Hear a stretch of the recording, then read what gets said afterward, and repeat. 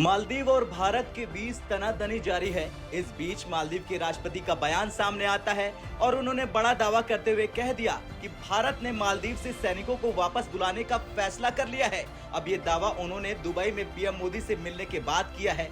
अब सवाल ये है कि इनको दिक्कत क्या है भारतीय सेना से। दरअसल मोहम्मद जब से मालदीव के नए राष्ट्रपति चुने गए हैं, तब से भारत के साथ इस द्वीपीय देश के रिश्तों में तनाव आया।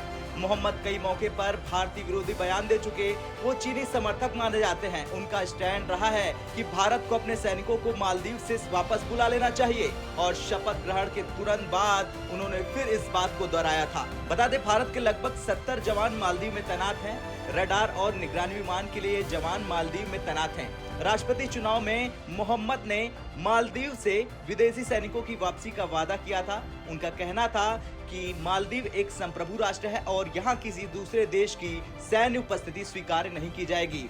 वो अपने देश में भारतीय सैनिकों की उपस्थिति को मालदीव की संप्रभुता का उल्लंघन मानते हैं। मोहम्मद का इलेक्शन कैंपेन भी इंडिया आउट के मुद्दे पर ही आधारित था। उन्हें 53% वोट मिले थे, जबकि पूर्व राष्ट्रपति इब्राहिम मोहम्मद सोहिल को 46% वोट मिले थे।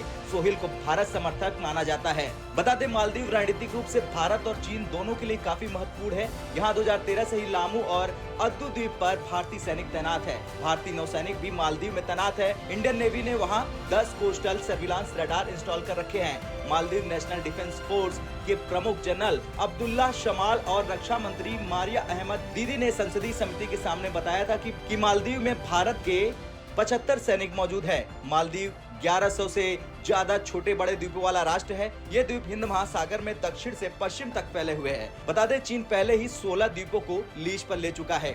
बता दें, मालदीव हिंद महासागर में प्रमुख शिपिंग लेन के बगल में स्थित है। ये शिपिंग लेन चीन, जापान और भारत जैसे देशों को निर्बाध ऊर्जा आपूर्ति सुनिश्चित करता है। चीन ने समुद्री डकैती विरोधी अभियानों के नाम पर 10 साल पहले हिंद महासागर में अदन की खाड़ी तक अपने नौसैनिक जहाज भेजने शुरू कर दिए थे।